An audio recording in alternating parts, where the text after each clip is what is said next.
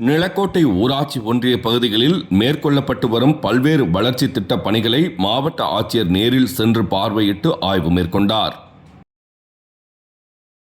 திண்டுக்கல் மாவட்டம் நிலக்கோட்டை ஊராட்சி ஒன்றிய பகுதிகளில் மேற்கொள்ளப்பட்டு வரும் பல்வேறு வளர்ச்சி திட்ட பணிகளை மாவட்ட ஆட்சித்தலைவர் சரவணன் நேரில் சென்று பார்வையிட்டு ஆய்வு மேற்கொண்டார்.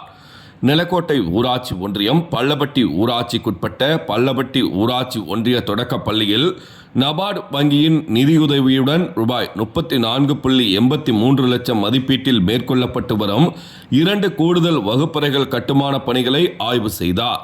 மேலும் பள்ளப்பட்டி ஊராட்சி ஒன்றிய தொடக்கப் பள்ளியில் பயிலும் குழந்தைகளிடம் பாடங்கள் தொடர்பாக விளக்கங்கள் கேட்டு குழந்தைகளிடம் கற்றல் அடைவு மற்றும் வாசிப்பு திறன் குறித்து மாவட்ட ஆட்சித்தலைவர் அவர்கள் ஆய்வு மேற்கொண்டார். அதனைத் தொடர்ந்து குள்ளலக்குண்டு ஊராட்சிக்குட்பட்ட கல்லடிப்பட்டி கிராமத்தில் ரூபாய் 22 லட்சம் மதிப்பீட்டில் கட்டி முடிக்கப்பட்ட கிராம நூலகத்தில் அமைக்கப்பட்டுள்ள சாய்வுதளம், மின் விளக்குகள், மின் விசிறிகள், நூல்கள் வைப்பதற்கு அமைக்கப்பட்டுள்ள அலமாரிகள் ஆகியவற்றை நேரில் பார்வையிட்டு மாவட்ட ஆட்சித்தலைவர் அவர்கள் ஆய்வு மேற்கொண்டார். மேலும் கிராம நூலகம் கட்டுவதற்கு இடம் தானமாக வழங்கிய ஞானசந்தனம் அவர்களுக்கு மாவட்ட ஆட்சித்தலைவர் அவர்கள் பொன்னாடை அணிவித்து கௌரவித்தார்.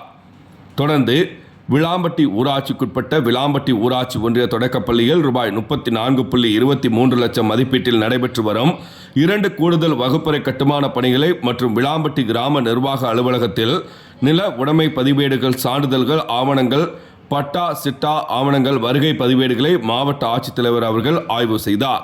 தொடர்ந்து அங்கன்வாடி மையத்தில் குழந்தைகளின் வருகை பதிவேடுகள், குழந்தைகளுக்கு வழங்கப்படும் மதிய உணவின் தரம் குறித்து மாவட்ட ஆட்சித்தலைவர் ஆய்வு மேற்கொண்டார்.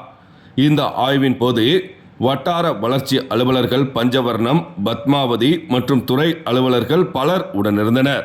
புதன்கிழமை இரவு 7 மணி அளவில் செய்தி மக்கள் தொடர்பு அலுவலகத்தால் கிடைக்கப்பெற்ற தகவல்.